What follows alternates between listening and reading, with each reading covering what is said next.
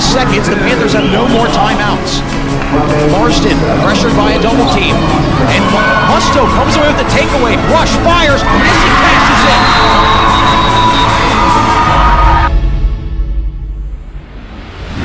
This is the Westmoreland on the Hardwood Podcast on the Westmoreland Sports Network. Here are your hosts, Jack Ridenour and Sean Meyers. Welcome into the very first edition of Westmoreland on the Hardwood. I'm Sean Meyers, joined by Jack Ridenour of the Westmoreland Sports Network, and we're very excited to be bringing to you a new podcast that we plan to do just about each and every week throughout the WPIAL basketball season. And Jack, I know that this is something we had talked about probably going back, 4 or 5 months now. And to give kind of a rundown of what we expect it to be, for those who watched Westmoreland on the Gridiron, our weekly football show that I would host with Dan Flickinger, it's going to have some of the same concepts. We're going to focus on certain big games that have happened over the past week's time, some upcoming games. We're going to have plays of the week. We're going to have a kind of a deeper dive into a specific team that's our team of the week. Unlike the football show, though, kind of, replicating the pace of basketball, it is going to be a very fast-paced show. We're going to try to get it to you in 20 minutes or less, where we're just going to, go back and forth our thoughts on different players, different games, and really have it all tied up in a neat little bow that you can consume pretty quickly. Yes, it's going to be a lot of fun. Really excited to get it rocking and rolling here. And it's wintertime. That means it's basketball season. And Sean, I know you and I are very excited to get this one up and running here on Westmoreland Sports Network. Absolutely. And we've already had a number of broadcasts for the high school games on the Westmoreland Sports Network, both on the girls and boys side. And we will cover both boys and girls basketball. We're going to focus mostly on high school. We'll mix in a little bit of college basketball as well, especially Seton Hill, the team that we cover here on the Westmoreland Sports Network. But we're going to have a lot to get to on our very first show of Westmoreland on the Hardwood. We're going to have, as I mentioned, the plays of the week, and we've got some good candidates to choose from. We're going to talk about our team of the week. That is the Norwin Girls, who are off to an incredible start. I think you can argue maybe the best team in all of the WPIAL on the girls' side so far. We're going to have our weekly trivia question where we're going to engage the audience here and see if anyone can solve the mystery, the riddle that I will pose. And then we're going to look ahead. There's going to be a lot of action upcoming non-section. We're going to have plenty of holiday tournaments and non-section matchups over the next week plus. So we're going to look ahead. But first, I want to talk about some of the biggest stories over the past week or so. And we're doing this on a Tuesday night. And so really, ideally, we'd like to get to this maybe over the weekend going forward and talk about the week that was. But we're going to talk about what we saw this week and a little bit last week. And to me, some of the big stories, there's some really good starts for these Westmoreland County teams. On the boys' side, you look no further than Norwin and Franklin Regional, two teams that really weren't that great a year ago, but they seem to have taken a big leap forward here in 22-23. Yeah, and you start with this Norwin team, and I think what really jumps out to me is their most recent game against Mount Pleasant held them to only 28 points. I mean, that's an astonishingly low number. Again, 32 minutes of basketball, only 28 points. They've been able to score 60 points or more in 2 different games. So this Norwin Knights team, they're off to a really, really good start. And I know you said it, Sean, that they struggled last year, but making a big bounce back and a good, strong start here in the 2022-2023 year. Yeah, and Franklin Regional as well. Jesse Reed, a guy that I have a lot of respect for. I always enjoy talking to him. He was a terrific player, and he inherited a program that had a lot of success. But when he came in, he had to kind of start from scratch. He lost a lot of key contributors, and they went through some growing pains last year, but I think they're better for it this year. So Jesse Reed and crew, and they've got some big bodies in there. Big Max Levin, who's a hulking lineman for the football team. Pretty good basketball player as well. So I think when you have the ability to play some good defense, which they've done, and you've got those big bodies that can kind of control the paint, that could be a recipe for not only making the postseason, but some postseason success. Well, talking about getting to the postseason, I know that that usually requires teams to stay healthy, and that's not always the case. And there's some pretty notable injuries across Westmoreland County. The one on the girls' side, I think, really is very disappointing. Emma Blair out for the season with a knee injury for Greater Latrobe. And quite frankly, I thought she was one of the most dominant players we had here at Westmoreland County. A double-double machine, unfortunately for her. I think second or third game of the season, she got hurt. She will not be back. So that's going to be a tough blow for the Wildcats to overcome. No question. And especially with Blair being, a future Division I basketball player, that is a big loss in their lineup. And not having someone that gets you on a nightly basis, double digits in points and rebounds, it's going to be a big void for them to fill. But again, it's early on in the season. There's a lot of things that can happen, a lot of things that can change, and it allows for maybe somebody to step up in her place to potentially take over that new role and at least try and fill the shoes as best as possible. Yeah, and I think the Wildcats certainly will still be competitive. Ellie Snyder missed some time early because of a lingering injury from volleyball season. She's back. And they also have a Pitt Johnstown commit in Camille Dominic. So they certainly still have some talent there for Mark Burkhart's crew. Another injury, and it's hopefully not as severe. I don't know the length of time regarding the injury to Ty Keffer of Southmoreland. Suffered an ankle injury on Friday night. Maybe back sooner rather than later. I know he was not able to come back in that loss against Mount Pleasant, but this guy has been special. We saw him during football season. His first year playing football, he's one of the best receivers in the WPIAL. That's his secondary sport. Basketball has always been number one. He already has a 45-point game. So, again, don't know if he's going to be out long-term. Hopefully not. But if they miss him at all, that is a massive loss for a guy who's put up prolific scoring numbers. You mentioned the 45 points in an 83-40 win over Derry. He also did it with 30 points against Fraser in the first game of the season, mind you. Then he also did it with a 28-point victory against Greensburg-Salem. But, you know, when you're coming from football season and you're rolling from one sport to the next, and your first game back, you're scoring 30 points, that's a handful for a defense to have to take care of. So him not being in the lineup, that's clearly going to be a massive hole for this Southmoreland team to have to fill. Well, we talk about Keffer being terrific on the gridiron this fall. I think one of the most interesting stories is going to be watching the Belle Vernon area boys basketball team, because the record's not very good, but when you kind of look a little deeper, that record means nothing because the majority of their key contributors had not been playing. They were busy winning a state football title. Quentin Martin, Braden Locks, Zoe Wade. So I think the question is, how long will it take to get these guys back? Now, the good news is they had not played any section games yet. So, yeah, you don't want to lose any games, but it's not as costly. How long will it take them to get acclimated? And then when everyone is back in the fold, is this a team that will be primed for a run? So wait and see on Belle Vernon, but man, they're getting some big time reinforcements. Yeah, not to mention, I mean, a 98-point performance against McKeesport. I know I mentioned, 28 points being a very low number in 32 minutes of basketball. 98 points is almost unheard of, especially at the high school level. So the fact that this Belle Vernon team, and again, I'm not quite sure if Quentin Martin and everybody from the football team was back for that game quite yet. But in the case that if they weren't, I think that's a great sign for this team, knowing that, okay, they can weather the storm without those guys in the lineup. But if they were back in the lineup, things seem to be picking up where they left off from last year. But it's good that this Belle Vernon team, they'll have a little bit of time before section play, get those guys acquainted with the basketball team, get them in basketball shape. I know they're probably in perfectly fine shape, but football shape and conditioning is very different from basketball conditioning. Get those guys about a week or, week and a half to get their feet wet in basketball, and then they'll be ready to roll at the first of the year with section play right around the corner. Jack, you and I had the opportunity to call a pretty exciting game here tonight. And again, this is Tuesday night, so if you're watching it on Wednesday, think back to yesterday. Greensburg Central Catholic ekes out a win at home on the boys' side against Serra Catholic. They got a last-second stop defensively, and what was a pretty high-scoring affair. GCC coming off of a kind of shocking road loss against Riverview. They bounced back in a big way, got the offense going, and man, that was a fun game to watch.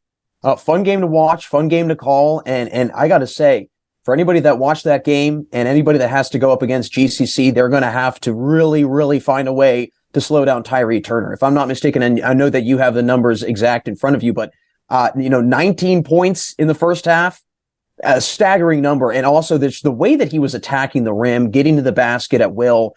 And he was talking to us a little bit in the post-game interview, and he said that, normally Serra Catholic, a very good help side defensive team, they weren't really doing that. And he was able to get past that primary defender. The rotation for the help was not there in time, and he took full advantage, went to the free throw line a bunch. But you mentioned the Riverview game. They shot 1 of 22 from 3.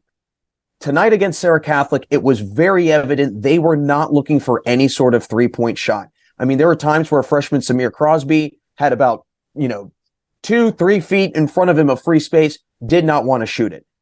They're going to have to find a way to become confident or knock that shot down on a consistent basis, because teams are going to be able to just sag off as much as they want, and they're going to just play for the drive. And they're a very good driving team, but until they can prove that they can knock down outside shots, they're going to continue to see defenses lay off them a little bit and give them that 3-point shot.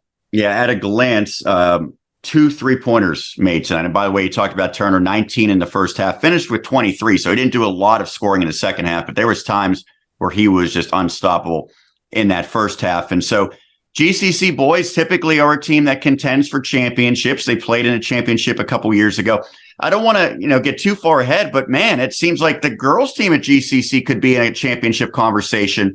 They had an eye-opening win at Neshannock earlier this season. A lot of people think the Lancers might be the best team in 3A. They are kind of rolling right now, 6-1, including 2-0 in conference play for the Centurions, most recently winning against Monessen. And so this is a team keyed by a freshman with a pretty famous last name, Erica Gribble, younger sister of the Gribbles at Norwin, that already, with her leading the way and Maya Morgan chipping in, seems like the sky's the limit for this program. Yeah, no question. I mean, and again, I think that, you're jumping out to that strong of a start this early on in the season. It's only up from here. Now, the other caveat is, do you want to start this strong and then maybe start to see a fall off in the second part of the year? I don't think so. Got to peak at the right time. Right. Got to peak at the right time. But again, if a team is able to peak at this early point of the season and keep that going and continue to get better, I mean, I don't even think the sky's the limit. It goes past that for this team. Absolutely. Well, those are some of the big stories from this past week or so that we wanted to touch on. Again, this is the first show, so we had to make up for some lost time early in this season. But now let's change to a very familiar segment for anyone who watched Westmoreland on the Gridiron. It's everyone's favorite segment on that show and might become such here as well on the Hardwood. It is time for plays of the week. And so we go back, check out our archive broadcast of the games that we had previously. So I had a chance to call some girls games. You had a girls game as well. And then we also dipped into the college ranks for plays of the week. We'll begin with the Norwin Girls, and we're going to talk about them a little bit further coming up as our team of the week. And the play of the week begins with them clinging to a 3-point lead midway through the fourth quarter as the Knights needed to make a play to create separation against South Fayette.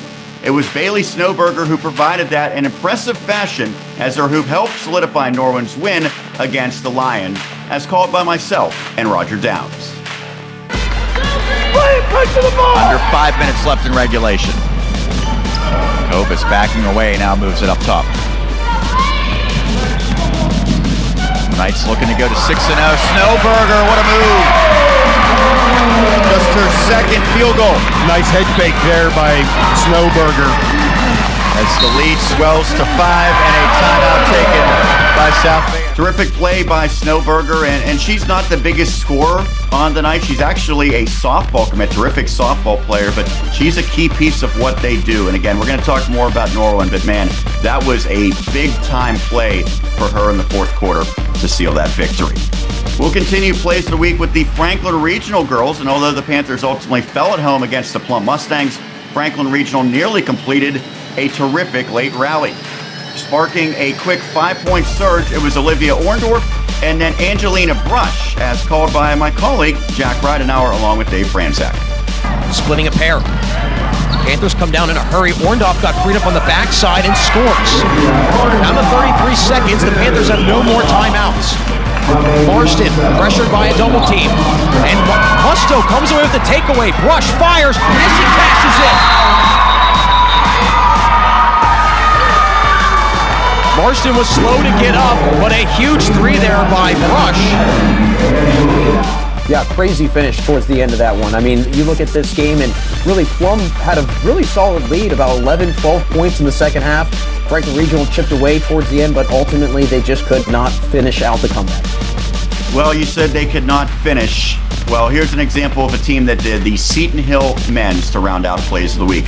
After winning just 3 games last season, the Griffins have already doubled their win total this year, and they did so in dramatic fashion, trailing by 2 to undefeated East Stroudsburg in the final seconds. It was junior Sean Dillon who delivered one of the best moments in recent history for the Griffins, as called by myself and Roger. 15 seconds. Now Dillon, 12 seconds. Moon's been the hot hand. 8 seconds. Dillon, nowhere to go.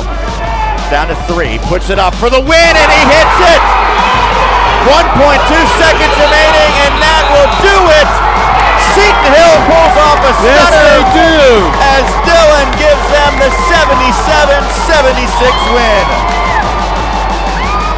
What a spectacular scene at the McKenna Center. And even though Seton Hill dropped a game the next day against Kutztown, no matter what their record ultimately will end up being this year, that is a moment that those players are going to remember forever. And I think that that's a big time step in creating belief that this can be a team that really can compete in the PSAC. And I know you're kind of following along over the weekend, Jack. Seton Hill just has a different vibe about it now on the men's side.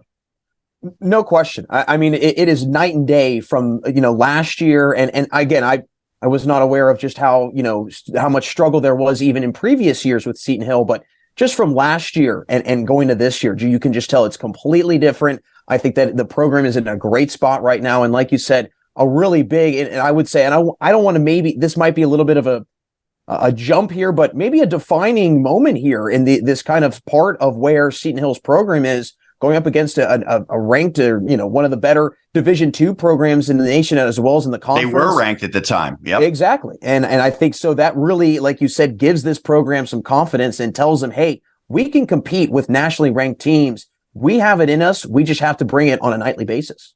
Well, that'll do it for Plays of the Week, but we said it's a quick pace show. We're going to jump right into our Team of the Week. And I will preface this by saying I kind of included all of the action from the start of the season up to this point. Now, going forward, we're going to pick probably literally just the past 7 days, but pretty clear choice here. The Norwin Girls, they are 6-0. They have victories against 2 defending WPIAL champions, including South Fayette, as you just saw, 43-40. They knocked off Mount Lebanon, who is the reigning 6A champs, and they really blew out the Blue Devils in that one, 50-23. You can go back and watch those games on archive. They dominated Greater Latrobe, albeit a shorthanded Wildcats team. They knocked off Penn Trafford on the road. They defeated a good Indiana team at Indiana. This team has just been incredible, and we knew they were probably going to be good. I don't think we realized they were this good, and you have to give a lot of credit to Brian Brzezinski. But, Jack, when you look at the roster, maybe not a who's who necessarily, but it's a group that can play big. They can get some good guard play. They can knock down threes. They can score in the paint. And more than anything else, they can defend at a level that very few teams can compete with. Well, you said, I mean, really, they're a balanced team. I mean, they can score all 3 levels. They can score in between. They can score down low. They can score beyond the arc. And the defense, unbelievable. They're allowing 27.8 points per game defensively. That is an astonishing number. And like you said, I mean, holding Mount Lebanon, who last year was 27-2 to only 23 points. That is a very, very, very strong part. Again, to kind of highlight early on in this season, I got to tip my cap to Lauren Palangio. I think that she's kind of the anchor to this defense. She does a great job protecting the middle, protecting the hole, and not only defensively, but offensively. I mean, she's really, and even just not only this year, but last year, she's really improved. She started to extend that 8 to 10 foot jump shot she had last year. Now it's around 12 to 15 feet. So now that's starting to force defenses to stretch the floor a little bit. And that allows for players like, and I want to highlight Kendall Williams, because I think that she's one of these players like Ryan Kimmel, who we saw tonight for Greensburg Central Catholic, does a little bit of everything. And Kendall Williams, she does things that don't always show up in the stat sheet, but she's extending plays. And just going back to the game against Mount Lebanon, there was one instance in one sequence where she actually missed the shot. She stayed in the play, and the rebound stayed with Norwin. She cut to the basket, got the pass, drew the defense in, and then shuffled it over to a teammate. And her team, I can't recall who your teammate was that scored, but nonetheless, a basket resulted. Despite the fact that Williams missed the initial shot, she kept the possession alive, and she found the open team. So this Norwin team really balanced. And again, the defense, we always say it, defense wins championships. And I don't want to jump the gun here, but right now they're playing championship caliber basketball. Yeah, Palangio averaged about 10 points per game a year ago. And as you mentioned, she's taken a big step forward. 6'1", also a volleyball player. So she's pretty athletic. She can jump. She's been terrific. I've been really impressed by Kate Bodai, who is also a forward that I didn't really remember being such a key component last year, but she certainly is now as a senior. And the incredible thing about this team, Jack, is that they have very few seniors. Savannah Schneck's another one. Glad to see her back. She's battled through so many injuries. She was terrific as a freshman and just could never stay healthy. But by and large, it's players who will be around for next year and maybe even a couple years, because Kendall Berger's a sophomore. She is an absolute scoring machine. I really do think when you look at this team, multiple weapons to score the basketball and team defense that is suffocating, and a head coach who's already won a couple championships. Man, this Norwin team is off to an incredible start. For them, however, they're going to have a heck of a lot more tests upcoming over the next couple of weeks. And I said we're going to look ahead a little bit later at some of the upcoming Christmas tournament games. Well, how about 2, 3, 4 games for Norwin consecutively that are going to be incredibly challenging? Kennedy Catholic at home, at McKeesport, hosting North Catholic, which, by the way, we mentioned all these incredible teams and all these champions they're playing. Those are all non-section. So they intentionally scheduled these great teams. And then how do they open up the section slate?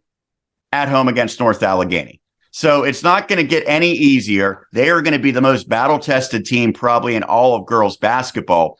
And yet I feel right now like they could beat any single team they go against.